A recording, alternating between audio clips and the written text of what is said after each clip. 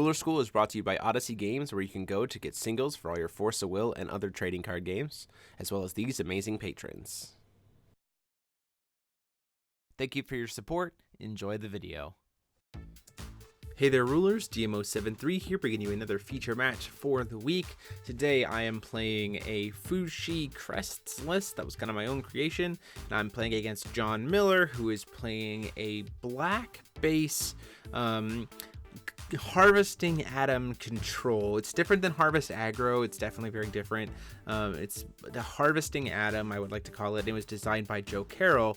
John Miller is the pilot here. It is a blue, black, white version. The blue mainly just comes from the fact that he has ways to be able to be 5 color thanks to Dark Alice. And the Fu Xi Crests list is kind of a mid-range burst deck, I kind of like to call it, revolving around getting out the new crests. So we'll go ahead and see how this goes as we go into game 1. So the Fu Xi list is going to be on the draw, which honestly in my application of this deck, the deck probably enjoys being able to do, simply because it gives us access to that extra will to be able to have a guaranteed Zhuang, the new 3-drop faster, using Fu Xi's actual original Master Rune, which you'll kind of see here as we get into it. John performing his mulligans here, trying to decide what he wants to keep.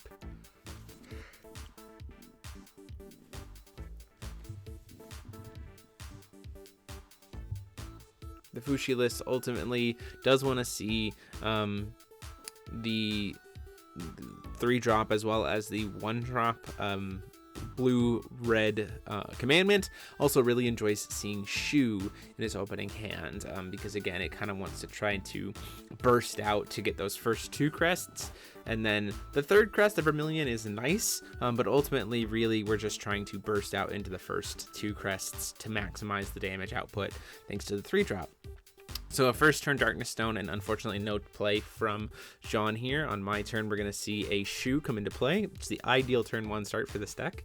You don't really want to worry about playing the blue-red, because on turn 1 it's the most vulnerable, and you don't need blue in this deck outside of playing the 3-drop, just because of the way we have it designed. So you can kind of save it until you need it.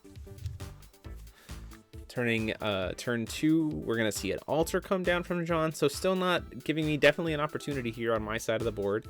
We're going to see just a Call of Stone, and then we are going to see the blue-red commandment come down here.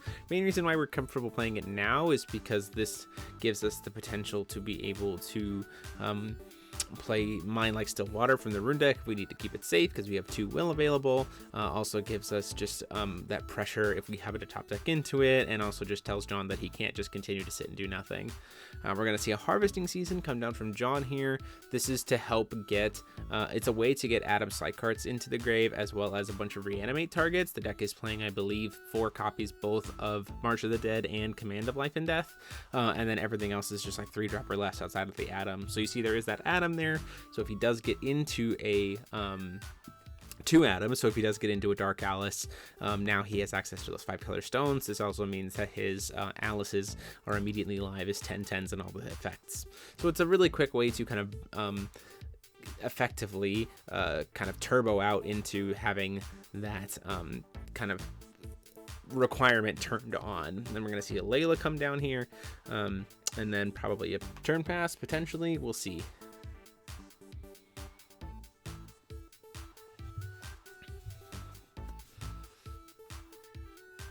Like John choosing there, yes, to pass the turn, not do anything.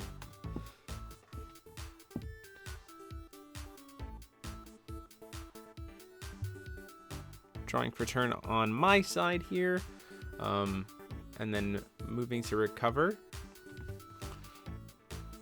Getting a Dragon Ore here, which counts as a Firestone, so technically all of my stones are still going to be able to produce red and blue. I think about casting the 3-drop here, but ultimately I kind of decide, I do decide to go ahead and play him. So this will give me both crests. So now with this, at the end of my turn, I'm going to draw a card, and all of my fire sources are going to deal an additional 4 damage. This also means that the dragon has flying. So we'll swing in the air for 4, and then the replacement effect happens because it's a fire source, and he'll deal 8 total to John, and then at the end of the turn, I draw a card. So now I'm sitting at technically 2 little instances of 1 red will, because I can use the Energize to put a card in the graveyard potentially, and then Shu to use that card to produce another red, which is kind of how this deck likes to function on low will, to kind of burst out all this intense damage.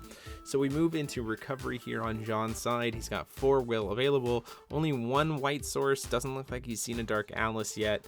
Not having access to that white means that he's not going to be able to use Zeus's Grand Lightning, so he needs to find some other way to potentially serve some removal.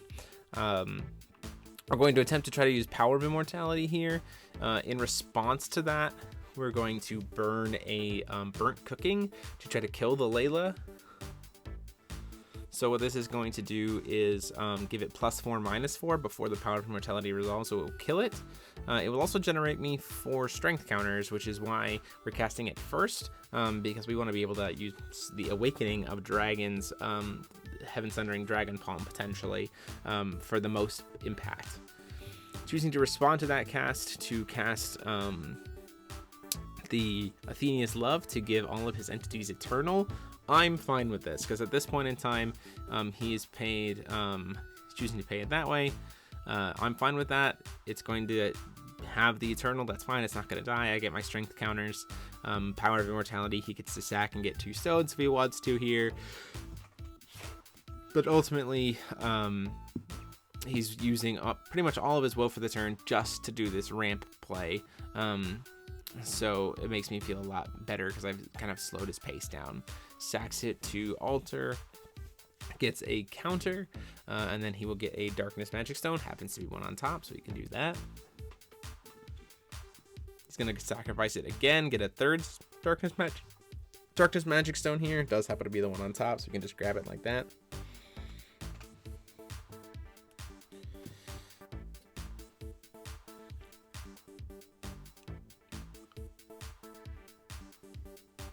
Uses 3 to play a Mana Transmuter.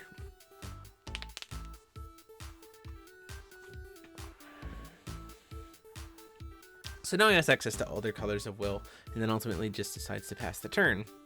So one of the interesting things is the Harvest deck is playing Perfect Loki, so that altar at 2 just represents a potential instant speed Perfect Loki, which would do -10 to the board, which is not great. So we're gonna go straight into combat before anything else happens. We're trying to pressure as much as possible. Swing in the air for 4, gets replaced up into 8. Swing on the ground for 8.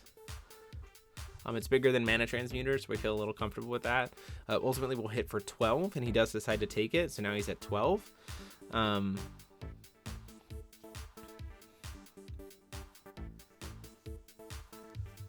Seeing this opening, seeing how much burn I have left in hand, knowing that I have a Shu here, we're going to go ahead and cast Welser, the God Art of Welser, to try to cheat him into play.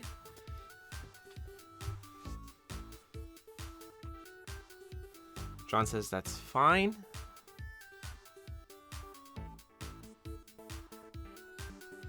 And then paying 1 will.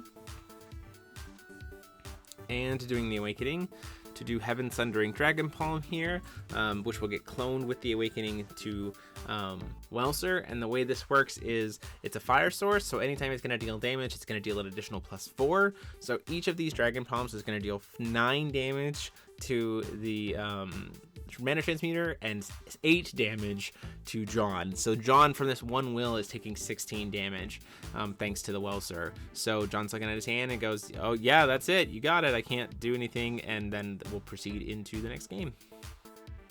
As we go into the next game, don't forget to hit that subscribe button and the bell down below so you're notified when all of our videos goes live, and consider supporting the channel by being a member here on YouTube or by checking it out on Patreon for all the cool exclusive perks that come with supporting us. Thank you guys so much. Let's go to the next game. So John choosing to go on the draw this time just to see if maybe having that extra white would help him, since he was kind of so starved for it on that first time. First turn comes out a Shu on my side, and we move into John's turn. Calling Stone hits a white off the top. So no harvesting season for him right off the bat.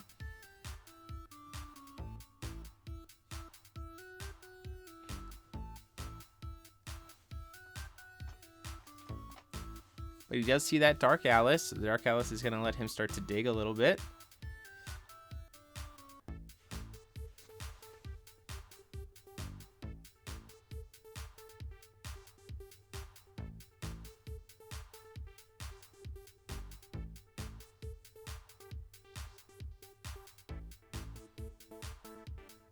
Discards the Dark Alice off the second draw discard.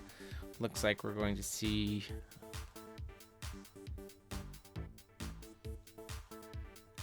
a discard of a Layla. And then we're going to go ahead and pop Energize just to get another Dark Alice out on the board. Really trying to get into that Adam discard, it looks like. Does happen to see it off of that one. So now he's got 2 in the grave. So now all of his stones are 5 colors, and now he's kind of turned on. Ultimately, as a red deck, if you were playing in this matchup, you would definitely want to make sure to have things like Burial Rites in the sideboard, because these would be things that would allow you to, if you can kill the Dark Alices anyway, remove things from the game, which is very important when you're dealing with the Adam decks, just being able to wipe those boards. Seeing the blue-white, or the red-blue commandment come down on the second turn here, and then passing turn.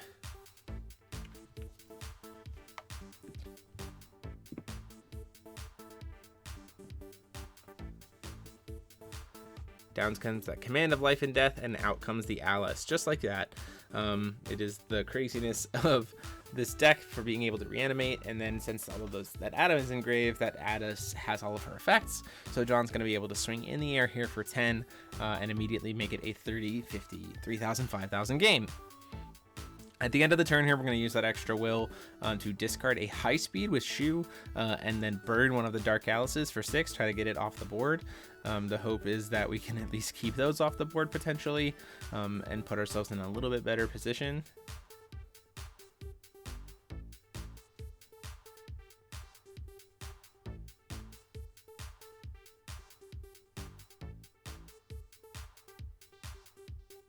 So we have a Reunion of Master and Pupa here. Just trying to see kind of what I can dig for off the top. Maybe see if there's a way for me to kill that Dark Alice, as well as be able to maybe dig into the 3-drop. Ultimately choosing another little Fire Drake and another Heaven Centering Dragon Palm, which is great because that's a way for me to then just kill that Dark Alice and get that off the board before things get too out of hand. We're going to go ahead and just casually swing in for 4, just to poke.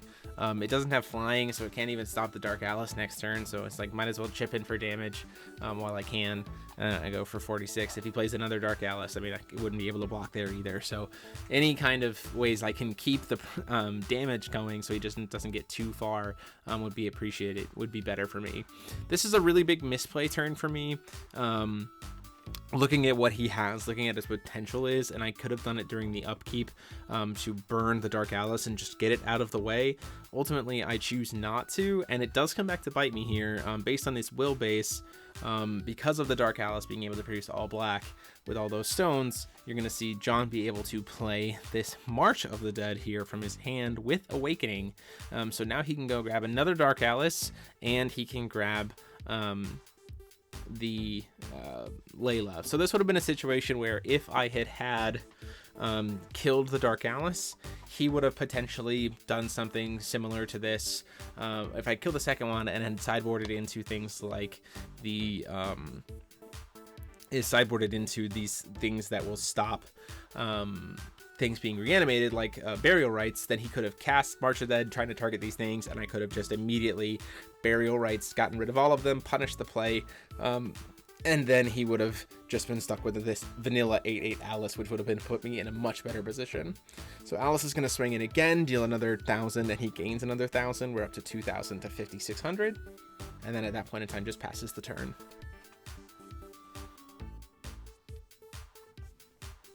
We're going to see a Heaven Sundering Palm come down here at the end of turn, and then we're going to see try to kill the other one here using Shu to produce the will. So just trying to keep those off the board as much as possible. You see, I definitely had the weights to be able to do it, and I just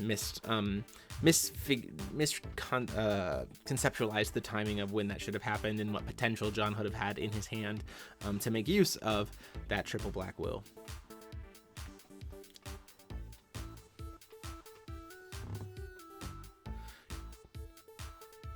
Thinking about just passing turn here, or to try to get out my crests now, so that I can get the pressure from and possibly hit him for 8 again, just stop the bleeding. This is me not thinking about what runes John is possibly playing and recognizing that Adam has this immediate removal spell. It's not instant speed, but it is very, very strong in terms of in the form of Grand Lightning.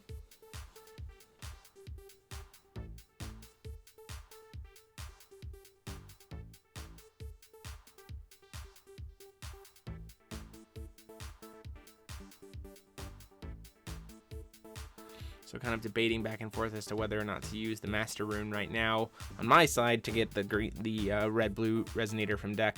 Choosing to just pass the turn here, and then... Oh, still thinking about it. Yeah, I guess. Ultimately, the smartest position would be to play the Resonator at the end of his turn, right? When it's safest and he's made all his commitments for the turn. My concern is maybe that I just can't afford to do that. I need to get this body out right now, a potential second Alice play or something like that. Ultimately, that's not the right play, because I could also just still flash it in, get the crests during John's turn, and then be able to get flying off of the Drake anyway to be able to block the Alice swing. There's no real reason for me to commit to it now, and I don't even maximize the value by keeping the flyer open. I just hit him for 8, use Shu to banish 1 to produce red, to cast another Shu. I don't even put a flyer on board. I absolutely still just open myself up to being vulnerable, and then I draw at the end of the turn. So yes, it is representing a ton of burst damage right now, because next turn, if John can't kill me, then I'm actually in a really good shape. Because of the raw potential damage that could come down here, but it does leave me pretty vulnerable. Now John starts to play Altar here, and we are not playing in a tournament. We're just kind of playing to record, so he ends up we end up backtracking a little bit here because he recognizes that the smarter play, other than playing the Atom or the Altar, is to just Grand Lightning the Genshi Tenshon, getting him off the board. I lose all the benefits of those crests, and then he can still play the Altar with double black. Yes, it does stop him from being able to hit me for like potential lethal if there was another kind of play line that could get him to an Alice or something like that this turn. However, in his mind, this is the way to stop it. This is one of those situations where, again, if I had done it differently, like just left up my flyer, used Shu to make Shu, left 4 will up, flashed in at the end of his turn, yes, I might have taken 10, so he would have put me at 10, gone up to 58, but also at the same time, the potential explosive damage from getting Genshi Tenshon at the end of his turn, going to my turn, being able to swing with Genshi and hit with everything else with that +4 damage on every fire source, probably could have won me the game. So it's a bit of a misplay there. It's kind of one of those situations where if you have quick cast, you should always just consider casting it during your opponent's turn and not waste it during your own. It is kind of the one downfall of Grand Lightning, is that it is not instant speed. So if you can kind of play around it, you can get a lot of potential value.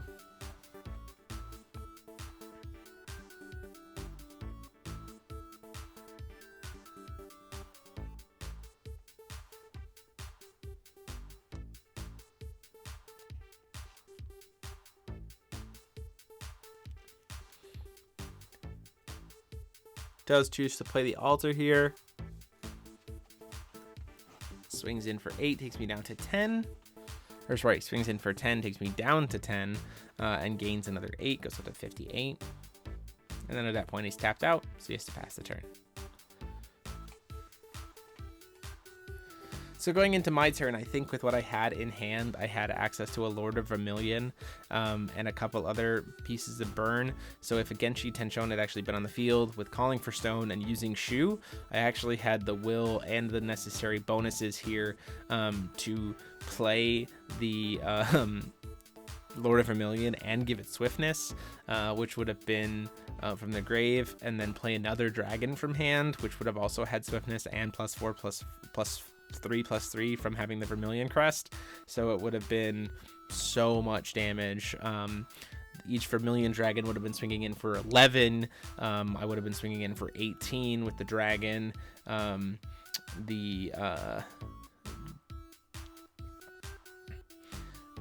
3-drop Genshi Tenshon would have been hitting for 12. So there's just so much. Plus I had burn in my hand to also be able to finish off the reach.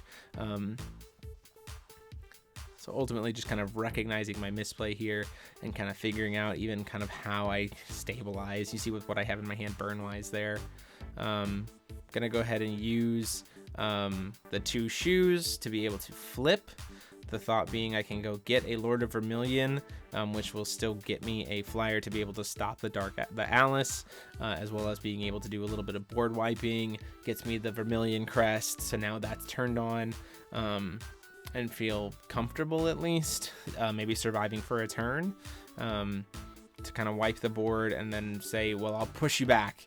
You aren't going to be able to get lethal here that way. I have some will available. I can kind of try to make use of some of those things. Try to get to Vermilion Crest here. And you aren't going to be able to kill my stuff because everything's going to be bigger, because the Lord of Vermilion will be a 20/20 after his like burn the board for 8 scenario, so he will be able to be bigger than Alice. Same with the J ruler. So swinging in for 7 here, taking him down to 51 because now I have Vermilion Crest. So all of my stuff will be bigger, and then feeling comfortable that way too, because everything gets +8. On my side, when damage to it is prevented by done by a fire. So I'll hit him for another 7, take him down to 44. My thought being, kill me this next turn. I'm gonna have 2 blockers here.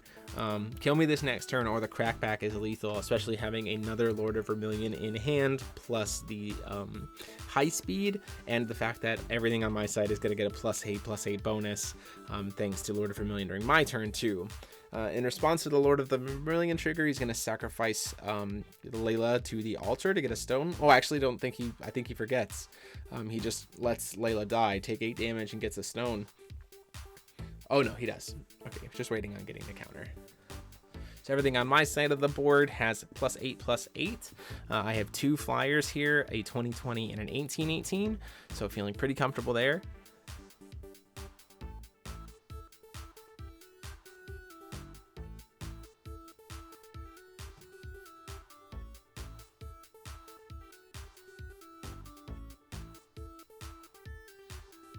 John trying to think of a way to potentially get past this here. Sees he has Dark Alice's in grave. I think we saw earlier that he had a Perfect Loki in hand.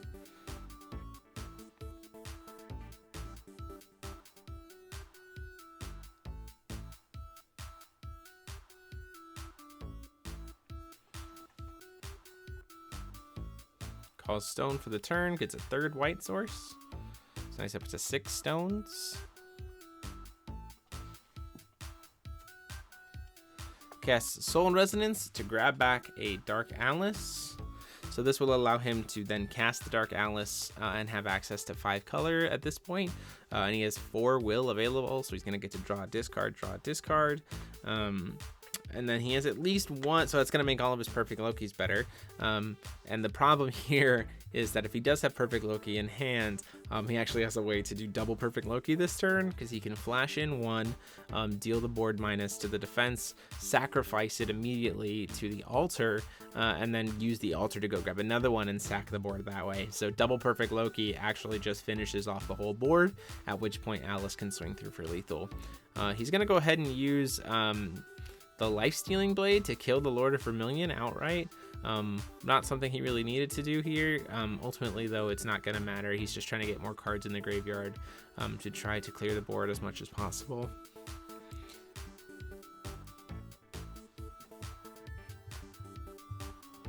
In comes Perfect Loki. It's going to do a minus a bunch to the board. I don't think it kills anything. I think it just hits the shoes, just because of the +8/+8 bonus.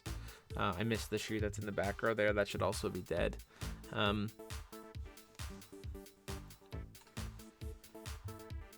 And then you see he's, like I said, he's just going to sacrifice the perfect Loki to the altar and then use the altar to go grab another perfect Loki, applying another minus to the board, which will then wipe it, and then he can swing in with Dark Alice. So we move on into game 3.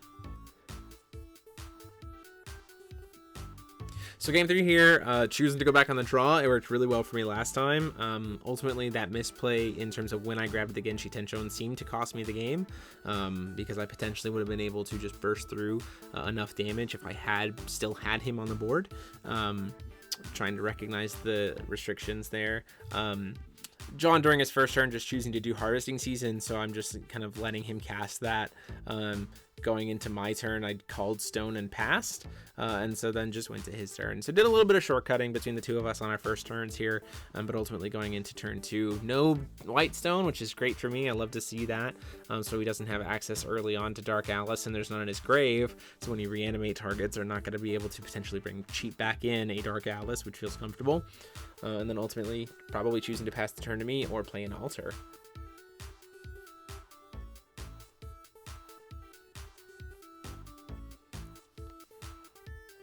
Does choose to just pass the turn there, I think.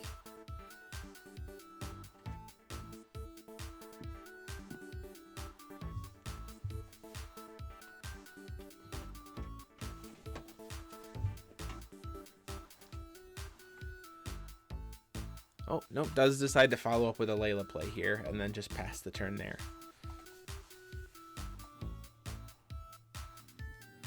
I'm not worried about killing Laylas right now. I want him to have to commit to something before the Layla gets killed, to try to kind of punish him and make it as less likely that he gets the most value out of the Layla as possible. That's kind of the hope. Anyway, I can kind of keep him low. The other thing is too, is I want to stop him from being able to get access to White Will as much as possible, because that keeps him off of Dark Alice and sets all that stuff up. He plays Mana Transmuter here, pays 3 life to produce the white, and then down comes the Dark Alice that we were just talking about. Before Dark Alice resolves her effect, though, I'm going to go ahead and use Heaven Sundering Dragon Palm to kill her. So what will happen is he'll pay 3 life, produce white, flash in Dark Alice. I have no response to the cast of Dark Alice, but then before Dark Alice's effect resolves, I'm going to burn her off the board, so she goes to the grave. This is just, there's no real reason to do this, and the fact that he's already tapped out. The thought being that I just want to keep Dark Alice off the board as much as possible. And then go into my turn. Now having access to a potential 5 will, which is great. You see I have the 3-drop Ultra Dragon here. Ultimately really wanting to get to Genshi Tenshon as much as possible. There's no Dark Alice. I do seem to have one in hand, but no way to cast it. So we're probably going to be relying on that God Art again. Or sorry, the Master Rune again. And so for that point in time, we're just going to go ahead and pass the turn. We've learned our lesson from last time, so we're just going to go ahead and pass. We do see that second White Stone come up, or that first White Stone, so now with Mana Transmuter he has access to double white. So definitely glad that we didn't invest and get Grand Lightning again. Also, John's board state isn't super developed right now, so it means he's probably going to be tapping out to make this happen, which means that our Genshi Tenshon play at the end of the turn is probably going to be pretty effective. So he's using Soul Resonance here to grab back the Dark Alice, pays 3 life with Transmuter, goes down to 34, attempts to play the Dark Alice. I see that's fine, I don't have anything against it at this point. You can do what you need to do. The second she enters play and has her effect enter, she immediately makes all of his stones 5 color. So because there's already an Adam engraved, so there's really no reason for me to respond to the Dark Alice trigger at this point, outside of potentially trying to kill her. But even beyond that, John can just float the will that he needs for the turn since she's already on the board and her continuous ability is already active.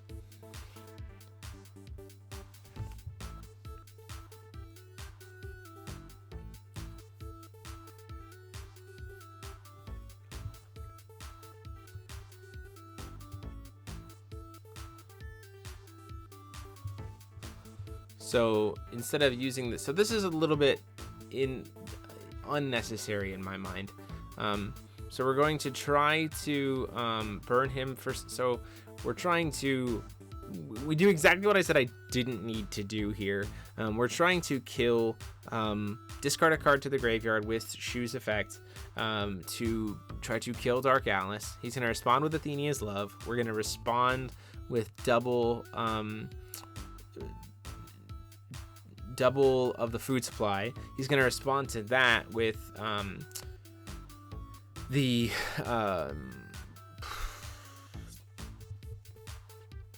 Power of Immortality. So now he's going to get to draw 4 and discard 4 cards. And I still don't get Genshi Tenshon, but it does tap him out outside of Mana Transmuter on my turn. Still not necessarily sure if that's the right way to do it. I could have easily just waited and seen what he'd done and tried to kill Dark Alice at the end of turn here. And still, if I needed to, and still go grab Genshi Tenshon, because I would have had access to using Shu's will to produce potentially to kill something, or just making something just generally more effective. Ultimately, kind of wasting that opportunity here just for the sake of tapping him out, which didn't really get there. Sure, it gives me 8 strength counters, which is nice if I get to awaken, but now John just gets to kind of sculpt his hand as well as he needs to, because he gets 2 Dark Alice triggers off of it.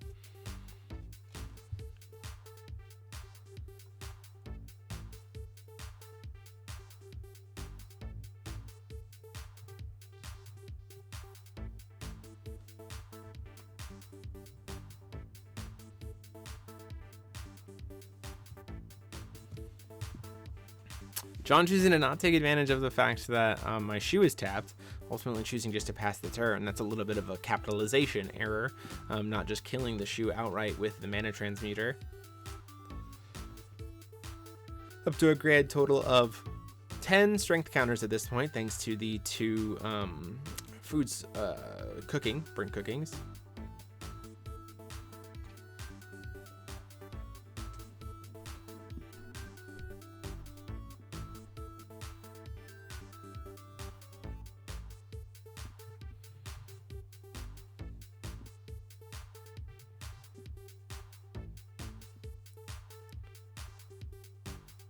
Ultimately have to just call stone and pass primarily. Nothing really for me to do on my side. Now I'm kind of having to sit and wait so I can cheat out the Genshi Tenshon, which again, if I had just waited and done it at the end of the last turn, I would have been in much better shape, could have established a pressure sense, and now John is significantly ahead, not only in pressure but in terms of resources as well. Sure, will wise we're kind of matched. He's at 6 to my 6, but he has access to all 5 colors as well as everything in his graveyard, and now he has an altar, so now he has everything that way. And I haven't even used any of my runes at this point. He's used 4, which is fair, but that deck is kind of based to try to use runes kind of as fast as possible.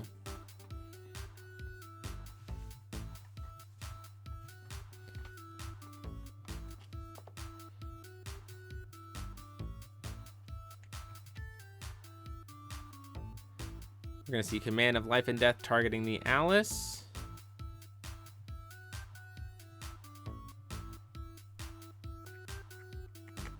In comes the Alice, swinging at me for 10, and we're immediately on that 4-turn clock that we've seen before. So down to 30 life, up to 44 life.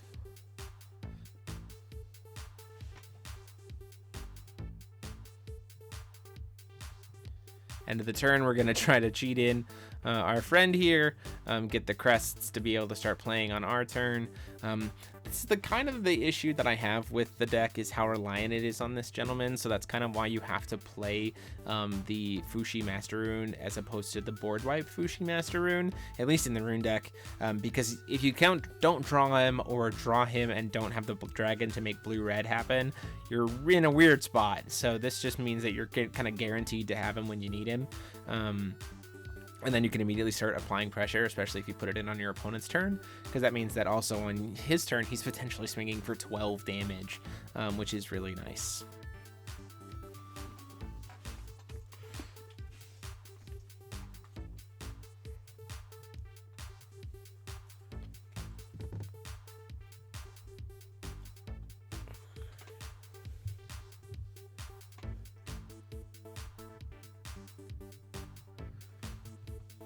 So we're going to use, still at the end of John's turn, in response to the getting the crests.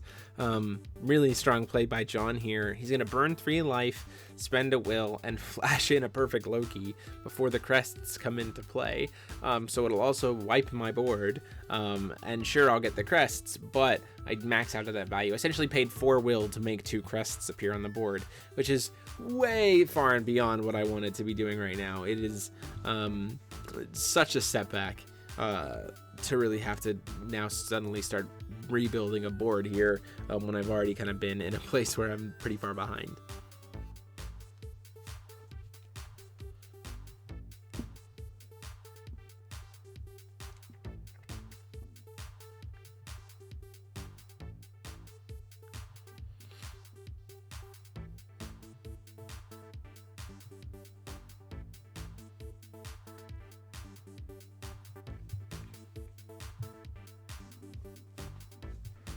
Nothing really in my hand to kind of stop that. So we're gonna at least try to burn the board, or burn something off the board, get the Dark Alice off the board, using Shu potentially.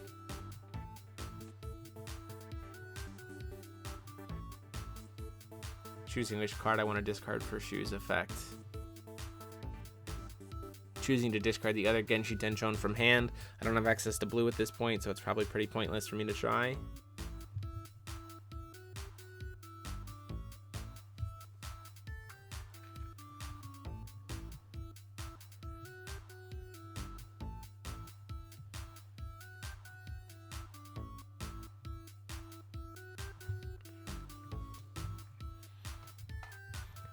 Going into my turn here, having both crests.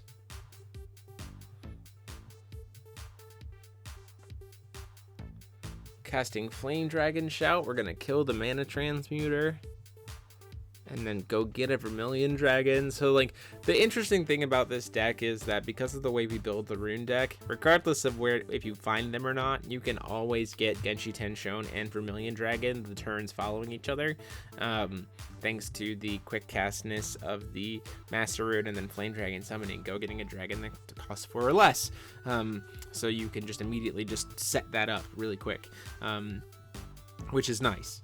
It is, however, a problem in terms of, you still need that. That takes up a lot of spots in your rune deck, just to be able to try to make those 2 plays.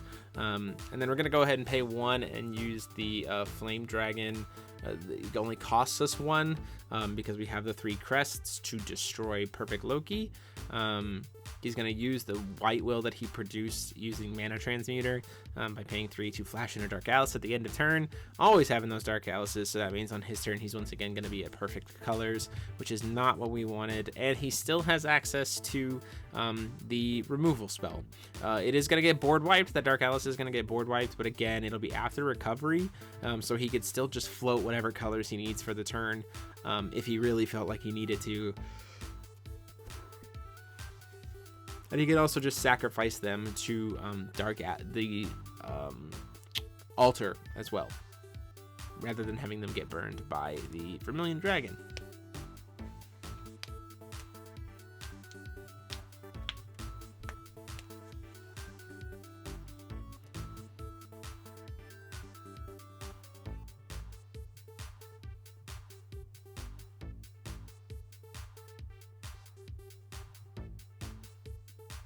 Plays a Perfect Loki in response to the board wipe, I think, to try to kill, yes, in response to the board wipe. So before it gets the pump, flashes in the Perfect Loki to then prevent me from being able to have the body on board, the 2020 body, to block the Alice.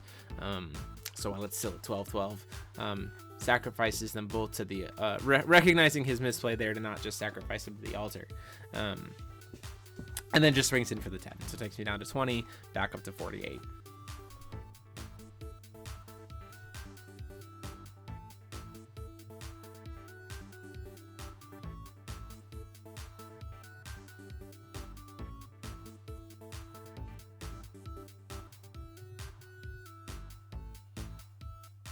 Phase 3 here for another Mana Transmuter.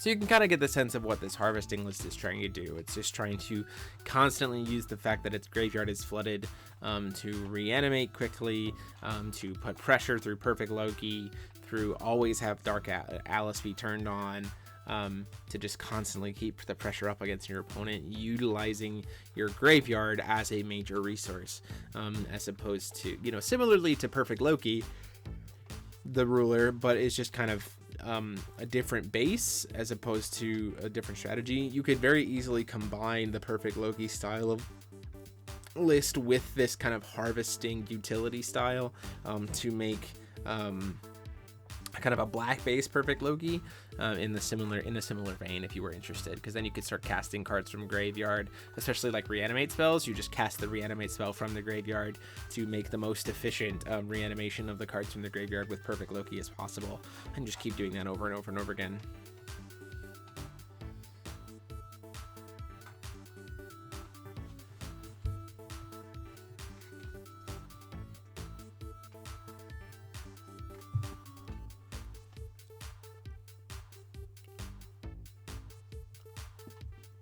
Knowing that I have another Lord of Vermilion in hand here, ultimately that's probably going to get Zeus Grand Lightning, so that doesn't feel super great. And I think we're at a point now where it's not even going to be able to successfully burn the Perfect Loki out of the way.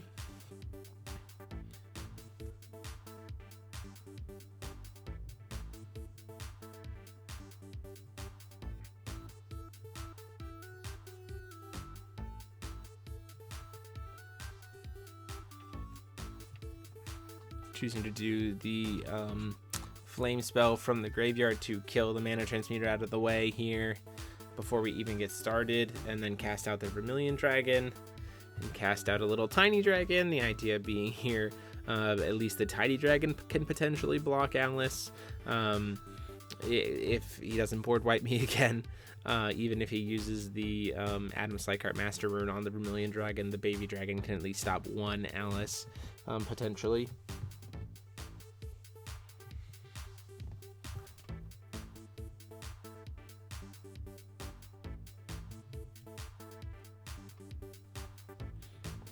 Call Stone, hits another Darkness Stone here.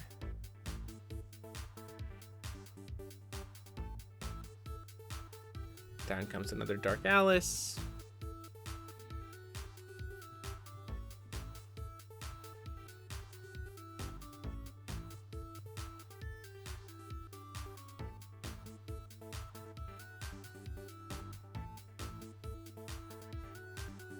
Grand Lightning to remove the dragon. I knew that was coming. That's okay.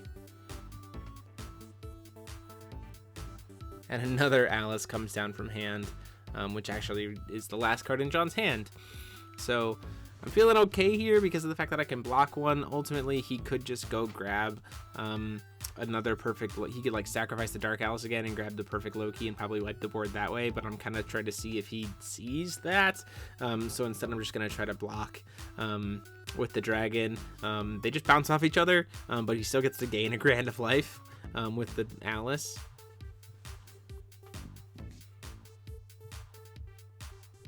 The dragon at this point is at 15-15.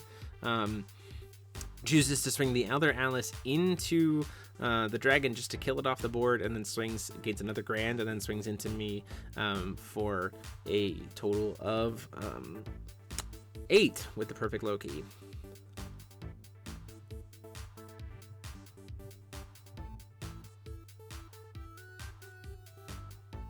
Calling Stone. Paying 3 for an Ultra Dragon here. The thought being that hopefully you don't want to try to, if he's in top deck mode here, so Reanimate isn't super great. And you see I also have a Huang, Lady Huang, so I can flash that in to tap him down to stop myself from taking damage for at least a turn and maybe draw into an out. And then by playing Ultra Dragon, it means that he's at least not able to kill me this turn. At least not yet. Ultra Dragon shutting off a potential altar play, a potential reanimate, keeping me kind of safe that way.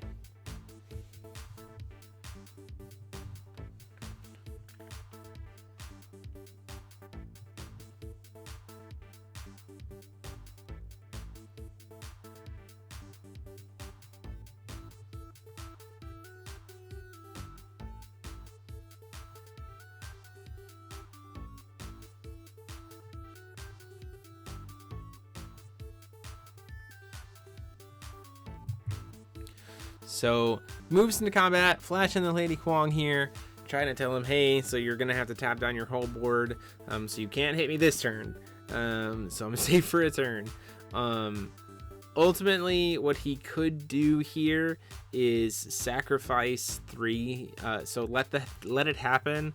Sacrifice 3 or 2, even just 2 of his creatures to the altar. Go grab an Alice. It'll take 2 grand of damage, but ultimately doesn't do anything to him. Because she has Eternal, and then could still swing in for 10, chooses to not. So at the end of the turn, I'm going to go ahead and use the Fictitious Fire from my hand, which was null, to kill the Dark Alice, get it off the board. I'm going to flip the Fu Xi here, which will let me go get a Vermilion Dragon. So again, trying to be like, okay, cool. So we've stabilized for a turn. Would have loved to have seen another Lady Huang, but we'll go get a Vermilion Dragon. We can wipe the board. We'll have a board full of flyers that all have +8/+8. So kind of feel reestablished.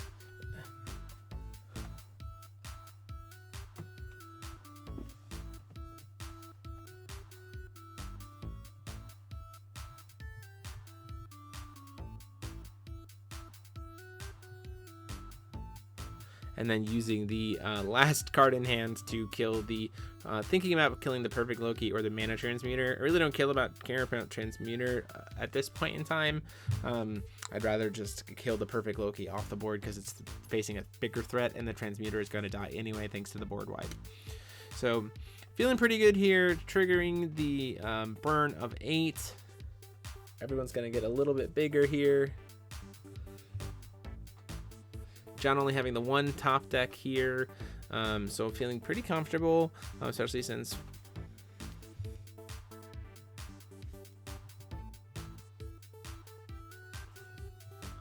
but then the top deck card was March of the Undead, and he has 2 Perfect Lokis engraved. So at that point in time, I'm like, oh well, you just deal -48 defense to my board and then swing through for lethal. So that is going to be it for the match. That top deck really pitching through for John. Hope you guys enjoyed this match. It was a ton of fun to play. Lots of cool interactions. Definitely some opportunities where there was misplays on both sides, and I hope after discussion of that you appreciate it. Deck profiles of both lists will be up later this week. And until next time, this is DMO73 saying class dismissed.